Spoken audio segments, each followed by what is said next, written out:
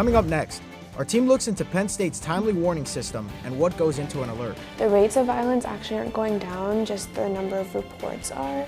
Plus, why student food insecurity may be worse than you think. If a student is struggling with food insecurity or housing insecurity, it's really hard to even address other things.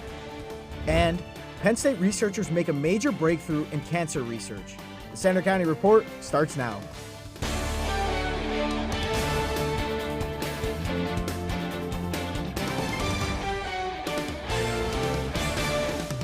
Good afternoon, I'm Savannah Wood. And I'm Carlos Garcia. Thanks for joining us for the Center County Report. Our top story, Interstate 80 in Western PA is finally open again after a deadly crash in the snow. The multi-vehicle accident happened Wednesday on I-80 in Mercer. One person was killed and 6 injured in the wreck involving at least 8 cars and trucks. Snow was falling across the area. The person killed was from Rochester, New York. An 11-mile stretch of the highway was shut down for most of the day during the investigation. A high-ranking Penn State administrator accused of strangling a woman is awaiting his next court appearance. Keith Brodegum appeared at his preliminary hearing on Wednesday, but opted to waive it. His formal arraignment is set for November 29th in Bellefonte. Brodegum is accused of choking the woman during an argument in Patton Township. He's on leave as an interim VP for Information Technology. It's been 1 week since Penn State set out an alert about a sexual assault on the University Park campus. It was the first alert sent out since August, which led us to ask, has something changed? Reporter Courtney McGinley started researching the question, and she's live in our studio with what she found. Courtney? They are called timely warnings, and they are sent out to alert the campus community about potential crime threats. This semester, there have only been 3 issued. That's less than recent years. Does that mean there's less crime happening or less reporting, or has something else changed? This is the man police say secretly recorded women as they showered in a Penn State dorm. 24-year-old Jinyu Lee of Boalsburg is not a student here. Hamilton Hall resident Danielle Bota lives on the 3rd floor where it all happened. It was scary. I mean, I started going downstairs to shower because downstairs are where the pods are.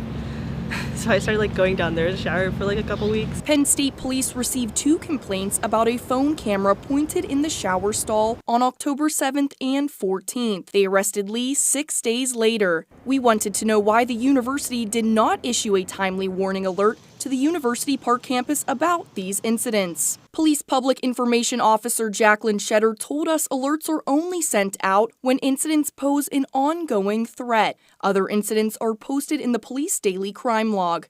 She said incidents are evaluated individually on whether they meet the criteria for an alert, including, was a Clery Act reportable crime committed? Was the incident within the university's geography? And is there an ongoing threat to the community? Shetter said invasion of privacy is not a Clery Act reportable crime. She said while a timely warning was not issued, students at Hamilton Hall and nearby residence halls were notified. A search of timely warnings issued by Penn State shows there have only been 3 this semester, 2 in late August, and then nothing until last week. The spring semester had 7, summer and fall 2022 had 8. In September of 2021, there were 11 timely warning alerts. University police tell us there's been no policy change. So why are there fewer alerts? Penn State student Sanika Cooley analyzes surveys, including Penn State's Sexual Misconduct Climate Survey. The rates of violence actually aren't going down, just the number of reports are. And this could be due to many different reasons. It could be that Penn State students don't trust the university with their cases. 46% of women undergraduate students said that they didn't want their report to become a timely warning. University police encourage anyone who's been a victim to report it right away. University police say other criteria for decisions about the timely warnings include status of the investigation and safety and confidentiality of the victims. Thanks, Courtney. Penn State is one step closer to receiving its delayed state funding. The State House approved a $643 million funding bill this week, but on the condition that universities freeze tuition for the next academic year. However, Penn State says it's already voted on a 2-year budget plan that freezes tuition for Pennsylvania resident students at Commonwealth campuses. The state funding bill now goes to the Senate. A nationwide shortage of milk and juice cartons is now affecting a local school district. Pennsylvania, New York, and California are advising school districts to make changes during the shortage, which could last for months. The State College School District sent a message to families saying it can only buy 60% of the packaged items it normally does. The district will still offer milk in cartons for elementary schools, but middle and high school students will now be offered a cup to fill at milk stations. At the college level, more Penn State students than you may realize struggle to find their next meal. That's according to the results of a new statewide survey. A new Penn State survey revealed a surprising reality about students and hunger. It's the students who almost need it most who think like, oh no, my problem's not bad enough. I should leave that for other students. The university just released a new food and housing needs survey across all campuses. It showed 14%, about 1 in 7 students, did not eat for an entire day in the last month because they couldn't afford it. The university says it wants them to know that there's help available. Really, we want students to reach out to us because those resources on campus are there for a reason. That challenge impacts the health and well-being of students and their progress toward getting a degree. So if a student is struggling with food insecurity or housing insecurity, it's really hard to even address other things because it's, that's the one thing that you really need to have in order to thrive in other areas. So there's always more to the story than just the food insecurity. The student-led Lions Pantry is the official on-campus resource at University Park, but small basic needs clubs outlets are spread across campus too. Are designed so that students can kind of just grab a couple things and throw them in their backpack and take them home. So it's kind of a low-key, easy way to access food. Students only need their ID to use the pantries across campus, and there are options downtown too. Described as a home away from home, Coffee House and Study Space Abba Jabba offers free coffee, tea, and food for Penn State students every weekday. Campus Minister Reverend Sarah Voigt says everyone is welcome. Having a reminder that you are loved just for who you are, you don't have to do anything to earn it, is a gift I feel like that we can offer. Survey results indicate that some students are even selling possessions, skipping a bill payment, and avoiding medical care to buy food. People like Voigt hope they reach out for the help they need. Surveys done nationally also have similar results. One report showed nearly 3 in 5 students at participating colleges and universities face basic needs insecurity. Election Day is coming up on Tuesday, and Centre County officials are preparing for in-person and mail-in voters. Mail-in ballots can be dropped off in designated ballot boxes until 9 a.m. Monday. Polls will be open on Tuesday from 7 a.m. until 8 p.m. Voters are choosing various judges and municipal offices. More election details can be found over at centercountyvotes.org. And state police have arrested 2 people accused of vandalizing political campaign signs in Half Moon Township. The 2 22-year-olds, one from State College and one from Bedford, are charged with criminal mischief. Police say they're also under investigation for other spray-painted signs at locations throughout Centre County. A team led by Penn State has made an important new cancer research discovery. Joey David has more on the breakthrough. Dennis Degankoff is part of a cancer research team with some very big goals. What is the next phase in the plan? What is just cure cancer? Cure cancer would be enough. Yeah. The end goal is obviously to cure cancer. His team, led by Penn State researchers, made a discovery that could fundamentally change breast cancer treatment. The find reveals for the first time the mechanics behind how breast cancer cells may invade healthy tissues. The discovery showed a protein called dynein powers the movement of cancer cells in soft tissue. Erdem Tabdanov from Penn State leads the team. Essentially, what we figured that if you turn off the conventional mechanism, yes, the cell keeps moving, right? And then when you, along with this conventional mechanism, suppress dynein-based motor protein activity, then the cancer cells actually stop. That can mean new clinical targets against cancer spread. For example, the cell line that we use is so faithful that it actually 100% matches the actual cancer, the actual cases of breast cancer, that you use it as a grafting material to graft inside the immunocompromised mice to model the cancer development. The researchers say any potential clinical treatment is still far away, but it gives them hope. Everybody young, everybody hungry, angry for success and everything. And we have very different expertise, but I think so far we work so well. In University Park, I'm Joey David for the Centre County Report. The research group says future steps will include human or animal trials. We've had some cold weather this week, but is a warm-up on the way? The forecast is coming up. Plus, a change at Centre County's biggest airport. Also coming up, surprising numbers on women-owned businesses in Pennsylvania and the trend that might be turning things around.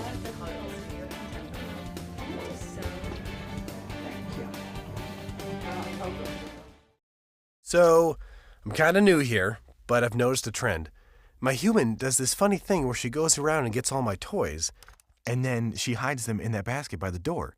But it's always the same basket, and it's always in the same place. And then she acts so surprised when I find them, but, she's putting them in the same basket. Again. It's like, hello, that's where you put it last time. You were the worst at hide and go seek.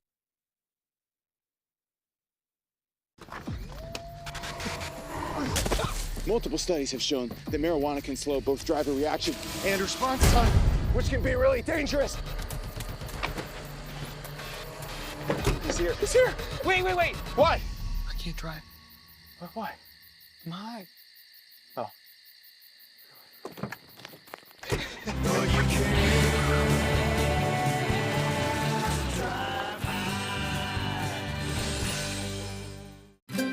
Stream the best of PBS on any device with the PBS Video app. All your favorite drama, history, science, news, and documentaries, all in one place. Watch your PBS station live or catch up on the shows you missed. Discover new favorites from PBS and locally produced shows from your station. Get the PBS Video app now and stream the best of PBS anytime, anywhere. We care about things that affect the lives of every American. We are there at the front line to get to the heart of what really matters in every issue. This country has not seen this in 80 years. This extraordinary moment in American history. You're making such a huge impact. Trust is at the heart of what we do.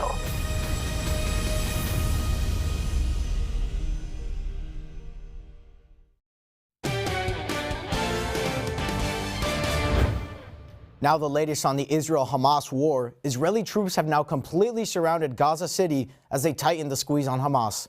More than 9,000 Palestinians have died so far, according to the Gaza Health Ministry, and more than 1,400 Israelis have been killed. Meantime, Secretary of State Anthony Blinken met Israel's Prime Minister today to emphasize American calls for a humanitarian pause in the fighting. The University Park Airport is getting a new name, something that's been talked about for quite a long time. Reporter Emily McGlynn is there and live with the details. Emily?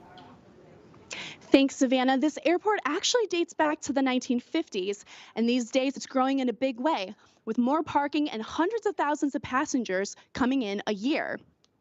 Now it's getting a new name. It'll be known as the State College Regional Airport instead of University Park Airport.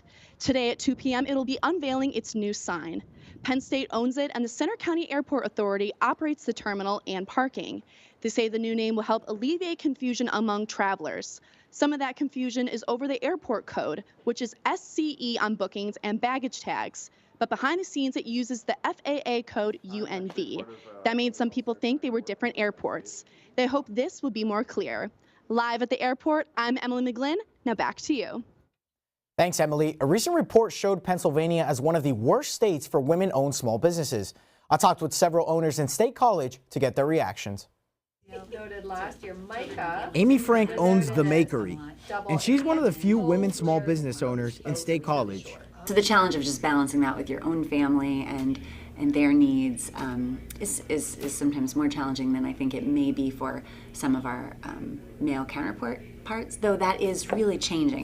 Out of 1.1 million small businesses in Pennsylvania, only 39% are owned by women, and only 6% are projected to survive past 20 years, according to the U.S. Small Business Administration.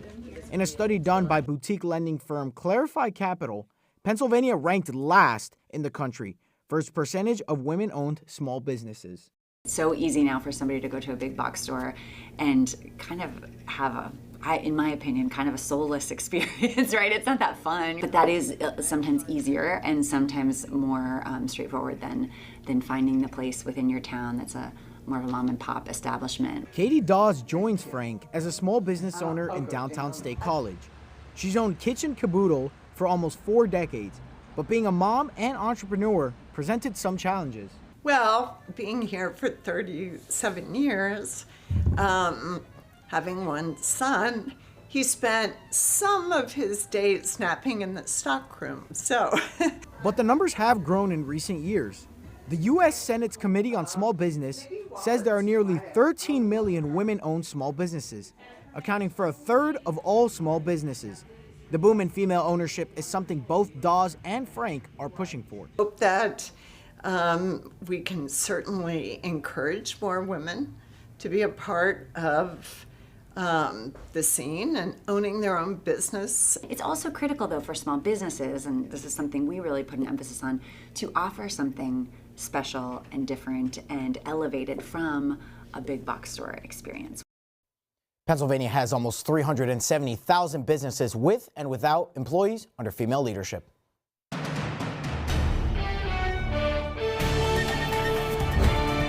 High and dry conditions headed our way this weekend as we also experience a warm-up.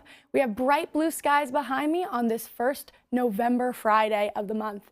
Current conditions are sitting right around 48 degrees with a south-southwesterly wind that'll keep that warming up through the afternoon. Feeling a little chilly as we go throughout the day, though, so definitely suggesting layers. As we look across the Commonwealth, we can see the upper 40s and 50s are taking over the state as we go into these afternoon hours and the sun is shining. High pressure is sitting in control on the current radar and satellite, keeping skies clear and that south-southwesterly flow heading across the state. And that'll remain a prominent trend throughout our weekend.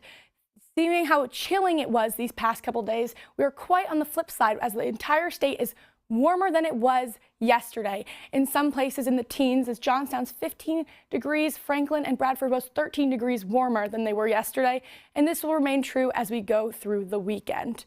Looking into the future forecast, we can see how this high pressure system moves out over the Atlantic and the clouds follow, but temperatures will remain consistent. Some pop-up showers through western Pennsylvania, but nothing too wet as we've experienced in recent weekends. But as we go to Monday morning, you can see that weather maker to our northwest over the Great Lakes that'll bring us some damping showers over the beginning of the work week next week. Zooming in just on Pennsylvania, we can see how these temperatures and trends go throughout the day. By this afternoon, high of 55 and cloud coverage persisting throughout the state as we go through the weekend. Clicking through Sunday morning, we can see temperatures still remain the same as we get through Saturday night into Sunday morning, and the clouds finally clear out by Monday. Looking at the forecast for today, however, we have a bluebird day headed our way, sunny skies and 55 degrees. Clouds come in tonight with a low of 40 degrees, and come tomorrow, we will be having consistent temperatures, and clouds remain and temperatures will stay the same with a high of 55. Tying this all up into a 7-day forecast, we can see the warm weather is persisting as we go into the beginning of next week, but those showers will be headed our way come Wednesday and Thursday. Thanks, Leah. Believe it or not, I'm actually looking forward to Sunday this weekend with that extra hour of sleep with daylight savings. Absolutely, and it's nice to see the weather getting a little bit warmer. It's starting to get to that point where everybody's walking around downtown sniffling, so not too exciting. But thank you, Leah. We're going to toss it over to Alex now with sports. Thanks, guys. Coming up in sports, we'll take a look at Penn State football's new 2024 schedule. Also coming up, we'll preview their matchup against Maryland this weekend as the Nittany Lions look for their third straight victory against the Terrapins.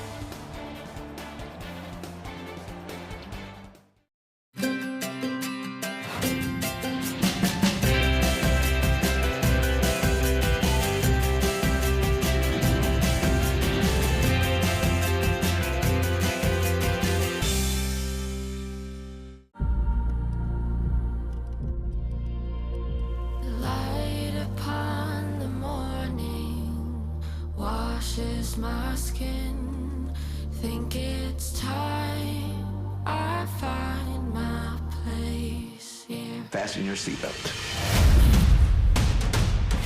You're taking my breath away. Float like a butterfly, sting like a bee. Amazing. Well, what are you waiting for? You belong here. This is your home. What is your sense now of the humanitarian situation? This is making me emotional.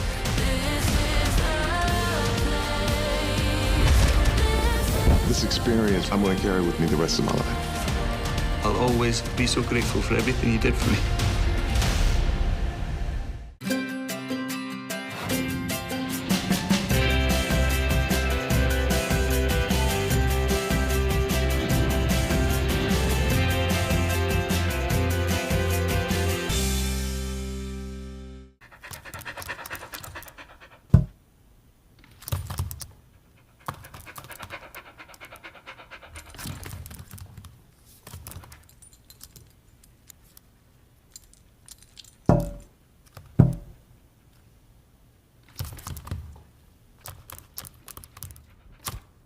There's a shelter pet who wants to meet you. Meet one today. Visit theshelterpetproject.org. Adopt.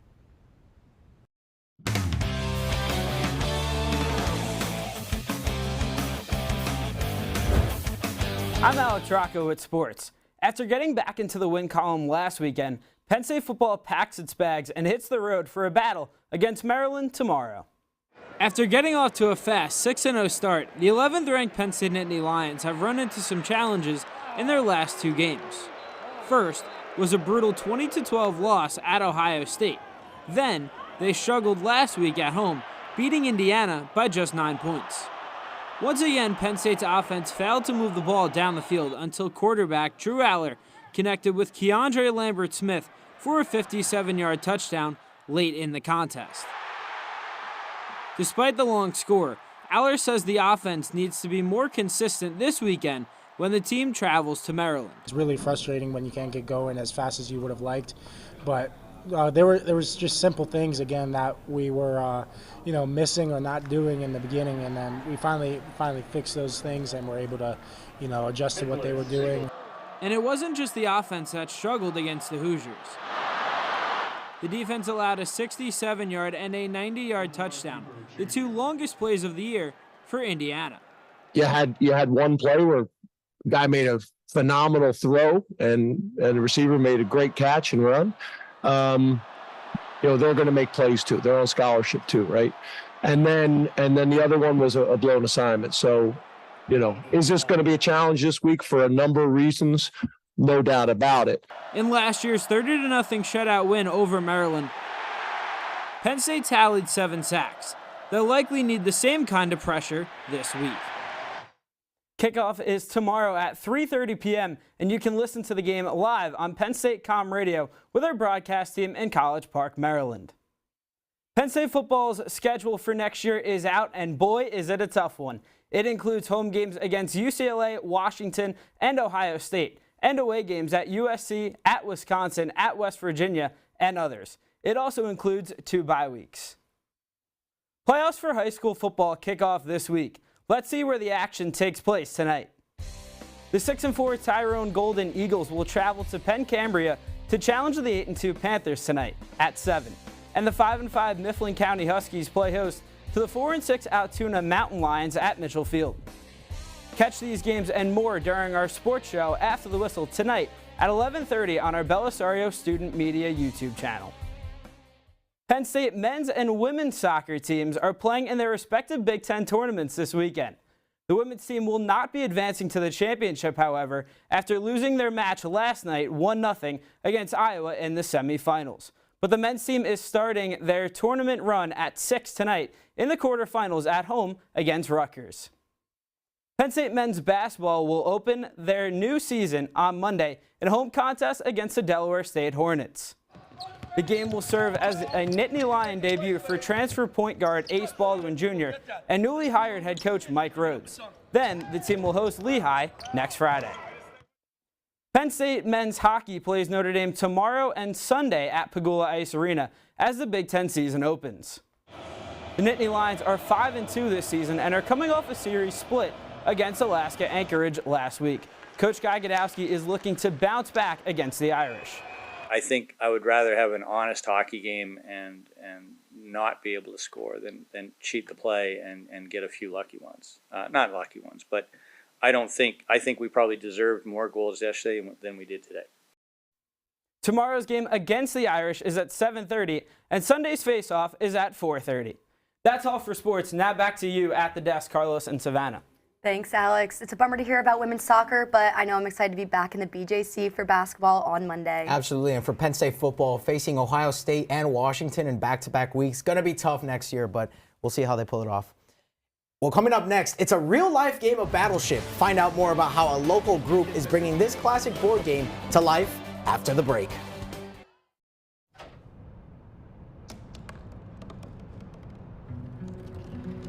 They said I couldn't dream.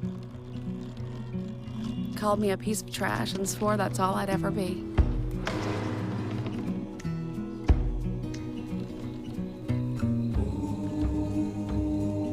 Said a bottle couldn't see the ocean.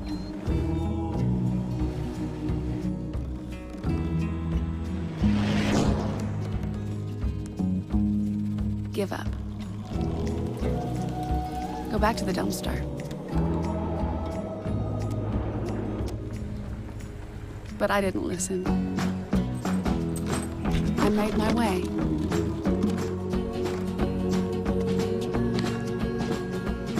And now, I am what I've always wanted to be.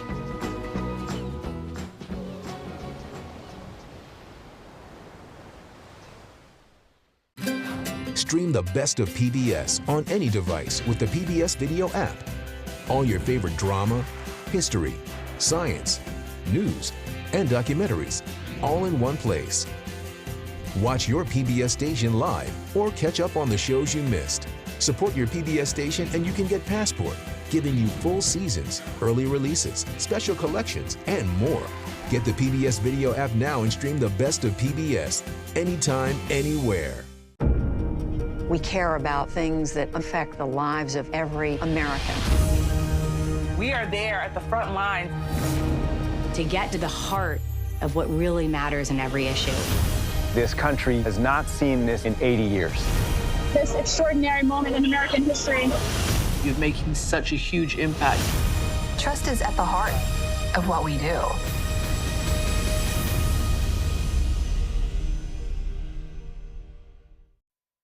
Get ready for battle. Penn State's Intramural Sports will host its popular Battleship tournament on Sunday afternoon in McCoy Natatorium.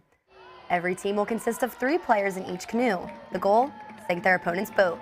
IM Sports have been playing Battleship for 7 years and has 14 teams registered for this year's event. Teams can register on the IM website for $15 before this Sunday.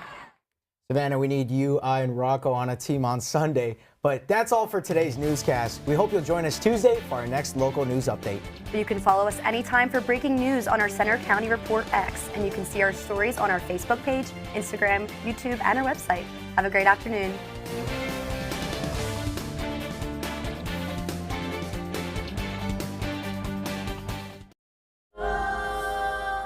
This is a moment. There's a whole wide world out there. This is a battlefield. The river is the most important part of nature.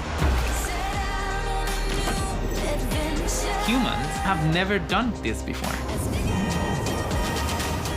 So many senses have come alive.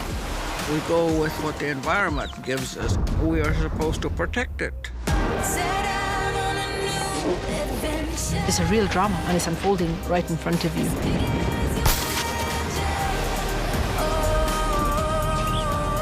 This will show us so many things that we just haven't seen. Change is coming. Start a new adventure as big as you imagine.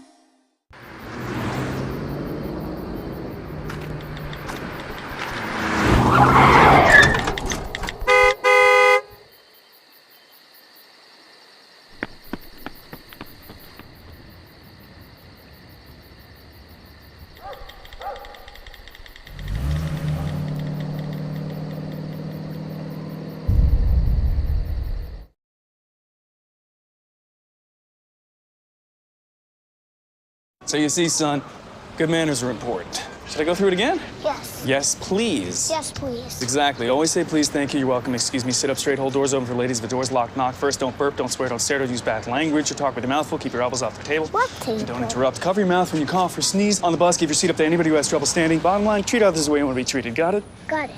Good talk. Most parenting is hard to do in just 2 minutes.